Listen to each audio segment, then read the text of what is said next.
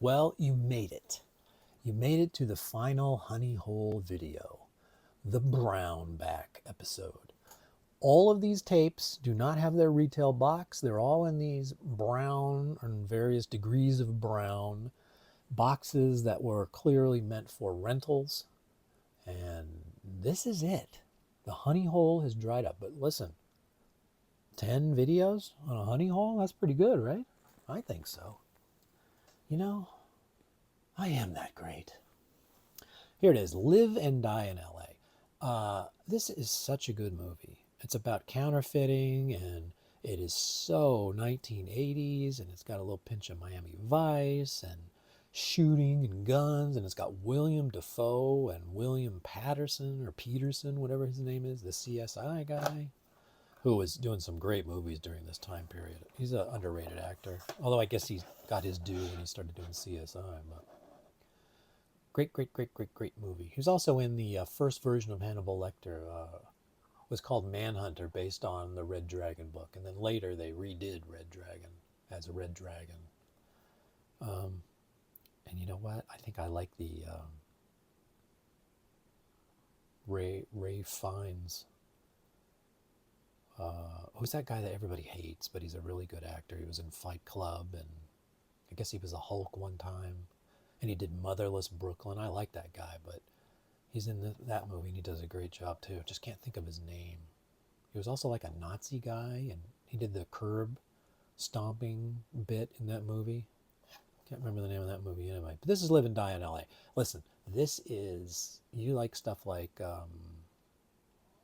what would be a movie? This movie is dead serious. There's no comedy in it, but it's still got that Lethal Weapon flavor of mass violence at some points. You know, and a guy, you know, trying to make his case and probably stepping over the line. And it's got a soundtrack by Wang Chung. Come on. If Wang Chung is doing the soundtrack, how do you not go and watch that? Come on. Come on. The Untouchables, Kevin Costner. This is where he got lit on fire. Sean Connery, I mean, he's always going to elevate. Andy Garcia always elevates. Robert De Niro always elevates. So, I mean, you got a real blaster here. Sadly, the line, "You stupid Rick, you brought a knife to a gunfight." And it's a fun line, but the problem is people repeat it ad nauseum. Ooh, look at the condition of that. That is juicy. Look at that. They definitely solved the glue problem by this time. I see no indication that this was a rental. Even that looked like factory to me. But it's in definitely a rental box. I don't know. Pretty happy about that condition. Poltergeist. You built it on an Indian burial ground? Poltergeist. I'm not the biggest, I know this is the hot bad boy of the Poltergeist franchise. They're here. Isn't that this one? Am I crazy? I think that's what she says. She's looking at the TV, right? Little Heather O'Rourke. Anyways, a lot of people like this. I don't hate it, but it's got some weird pacing. I will tell you, I am a bigger fan of Poltergeist 2. I know, sacrilege, but they got that weird preacher in it. And man, that guy's creepy. That freaked me out way more than like the weird clown doll in this one. And then they went to Poltergeist 3, which is in like a high-rise building. I even enjoyed that with Tom Skerritt. So I'm the wrong guy to talk about the original Poltergeist because I'm a fan of the cheesier versions of it. But look at that. Beautiful. Ooh. And you know that's premium. Look at it. It can barely fit on the reel. Wow. There's the seal hologram. I can find no indication that this was a rental. I mean, this is in great condition. Chef's kiss for whoever took care of this tape. Poltergeist. The musical genius Prince. There is no way to explain. If you were around, you know. This guy hit so hard. He had that album, Purple Rain soundtrack. This catapulted him up into the elite, top five. I mean, Michael Jackson was in there. Madonna certainly was around this time. Who else would have been? I think Bruce Springsteen, although I've never really got that. In the upper echelon. This put him in it got him known, and then you listen to his music, and then he did another album with that great song, Raspberry Beret, and just a true musical genius artist. Gone too soon. Sweet Purple Prince. You don't know what this movie is about, you've never seen it. It's just basically a loosely based autobiography about how he grew up and got into music. And then there's, of course, you get the Morris Day and the Time, which is it's so weird. These boxes are actually disintegrating. You put them down and they like flake, and it's chalky. Even though I've wiped these down with Clorox wipes, it's like chalky disintegration. Let's see. Oh, somebody went a little extra on the sticker, huh? That's nice. Like, hey, we're going to try a little hard. This Prince. Pretty good shape, right? I mean, it's not that white anymore, but Warner Brothers sticker. Again, here I can see no indication that this was a rental, and the tape itself. I remember we had a mom and pop video store just like everybody else, and you go in there and they would have one or two copies of this. I remember walking in here, and they would somebody would hand them in and check them in, and then the guy would scan them, and then he would lift it up and go, all right, we got a Purple Rain. And I was with my brother, and he lifted his hand, got it right in that guy's face, and he had Purple Rain. That's how we saw it. That's just being at the right place at the right time. So, Purple Rain. Not much I could say about that, right? You gotta know Purple Rain. Even people who don't like music know Purple Rain. Purple Rain, Purple Rain. Oh, let's see. All right. Smokey and the Bandit. I mean, I'm not the biggest fan of Snooky and the Bandit.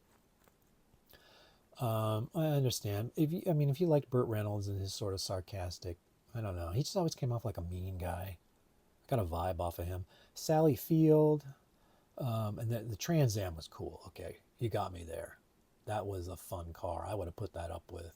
It's in the league of Knight Rider car and the Back to the Future car. Not as the ambulance from Ghostbusters. I would still put the Bandit car below all of those, but it definitely, the car is a co-star, I would say. Car is a co-star. Okay? I do a lot of rhyming on this show, so be prepared to be delighted by rhymes. All unintentional. There is Jackie Gleason in this too. Now, I know he gets a lot of credit for Honeymooners and sort of that whole thing, and it's fine, right? But I thought when he was being more serious in films, he was really good. I sort of got that more than the comedy, but all right. In this one, he's kind of a goofy sheriff. I think it's a play on.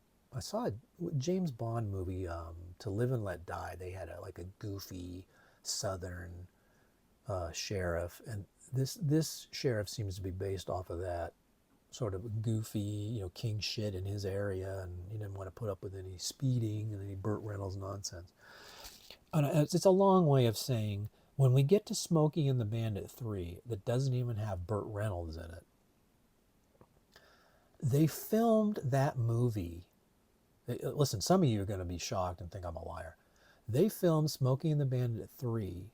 Jackie Gleason did a dual role. He was that sheriff. You ready? You sitting down? He also was the bandit. He was driving around in a Trans Am and sort of was made up to look like Burt Reynolds a little bit. They filmed the entire movie. And then somebody went, this doesn't work. And then they got that, I think it's Jerry Reed. he took over sort of the bandit spot. But if you look at there's a trailer out there before they had done that, and you can see the car is jumping over a ravine or something. You can see clearly it's Jackie Gleason in the car, or somebody, the stunt double that's supposed to look like Jackie Gleason, a lot heftier. Can you imagine? Talk about lost footage. I would love to see that cut with Jackie Gleason as the bandit. Whoever owns this, I don't know who makes this movie. MCA? Who's MCA? I don't even remember who MCA is. Whoever holds the rights to the Smokey and the Bandit 3, would you please do a Schneider cut on that? Get a hold of that film. May I please see it? Pretty please. I'll pay up. You put it on a 4K? Listen, I'll open the wallet for that. I want to see that. You could make some good money on that, I think. It's certainly more than you made on Smokey and the Bandit 3 the way it was released. This tape is in good shape. Again, I would bet the farm these were rentals. It's coming in this case, but then I look at the tape and I'm not so sure. And basically, Smokey and the Bandit is, trucking was so big at this time. So they were always looking for ways to get trucking in, and CBs and shit. So everybody's got a CB and they're all driving around trying to beat the cops. And it's a sort of a, it's one of those turn your brain off. Birds in Paradise 2. No clue what this is. Is this Jimmy Buffett? None. No idea. And part 2? Oh, look at that. Birds in Paradise. That is unmistakable. That is the Playboy symbol. So what do we got here? Wonder what these birds are doing in paradise. I don't even think I'm legally allowed to own this. Am I old enough? Copyright holder. Something video. Top video. Toronto. For home video use only. Clearly a rental. Maybe it's a good thing I wiped this down, huh? I don't know about that. Look at that. Look at that. This thing is, boy. That needs to go somewhere. Need to be taken care of. Nice artifact. All right, Salvador, I know almost nothing. I mean, are they talking about El Salvador? I know that's in the news right now. Is that short for Salvador? Or is that short for Salvador? Is Salvador short for El Salvador? I don't know. But you see James Wood, Jim Belushi, Michael Murphy, I don't know. And somebody savage. I can't read what somebody wrote. Can you believe somebody sat down and hand wrote this? Just keep the box, bro. It a ring? Salvador, it a ring. Well, I have no idea. I have absolutely no clue what this movie is. I don't know why I have a vague vision in my head of James Wood walking around with a camera or news journalist. That was a big trope in the 80s. Hey, whoa! What the hell is that? Big schnurd flew out of there. Get off of me! Boy, that thing's got the devil in it. Some piece of dust. I thought it was an attack bug or something. Whew. All right, my adrenaline's going. There we go. Salvador. I have no idea what this movie's about. Maybe it's about a guy who's filming stuff in El Salvador. I don't know. But it's got some good people in it, so I will definitely give that a look. Close that up and any schnurds go away. All right, Flashdance. Now, come on. Giorgio Moroder soundtrack. Flashdance. Who was in that? That's Jennifer Beals, I'm thinking. I might be wrong. I mean, she's a steel worker, but is that like a strip club or something? That famous scene where she's on the chair and then she pours water over herself. This is not for me. I don't think I've seen the full movie. I'm not. This is not the kind of movie I watch. But it is a seminal movie for the 80s. So there you go. Flashdance, 1983, even 1983. Yeah, some of these movies came out like this. And I'm just like, I I'm not interested. I don't care. But this sure doesn't look like it was a rental either. It's in pristine condition. You always find, I wonder what this is though. This is like a little mark on the glass, or, you know, it's plastic, but it's supposed to be glass. And every one of these has that. What happened there? Come out of the factory like that? And we're getting down to the end here. We got 3 left, and then this series is over. And then I'll have to think up a new series. Eventually I'll get around to showing you all the tapes I have. There's even some I've got separated for sale. Don't know that I'm going to show those. They might be sold or gone or whatever by then. But here's, never mind all that talk. This is the second copy they had of Sgt. Pepper's Lonely Hearts Club Band. So that has to be a rental, because why would you have 2 copies of it? And it didn't have any of the Beatles in it. I remember it was the Bee Gees. And this is another one I've never seen, have no interest in seeing, but I have seen a clip of the Bee Gees like in a parade walking down the street. There it is. So if you're a Beatles fan, I understand you're not going to be happy. And if you're somebody who watches a movie that is watchable, you're not going to be happy. I don't know. Haven't seen it, so take whatever I'm saying as the non-gospel. Because I don't know. All right, second to last. Howling. Now, I know this is a big movie in the 80s, and I know that it's some kind of horror movie. But look, they gave it an F. It can't be that good, right? This is all the signs of a rental. The Howling. Ooh, look at that. Fox Video. Look at that. This was a rental. I like this coloring. That screams the past to me. What year is this? Does that say 1980 on there? Wow.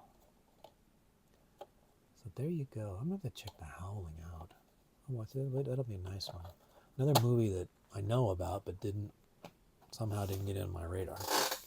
And now the last movie. And it's a movie that apparently I should have put in the music special, but I didn't know it was down there. Sheila E. Live. All right? Now, come on. That's what we want. All the love is all. And what about, she don't need me, she gonna need. It ain't much. The glamorous life. Who I understand is what's that Richie girl with Paris Hilton? Nicole Richie? Is that no? Is that right? I can't remember. I don't pay attention to that stuff, but I think Sheila E. is her mother.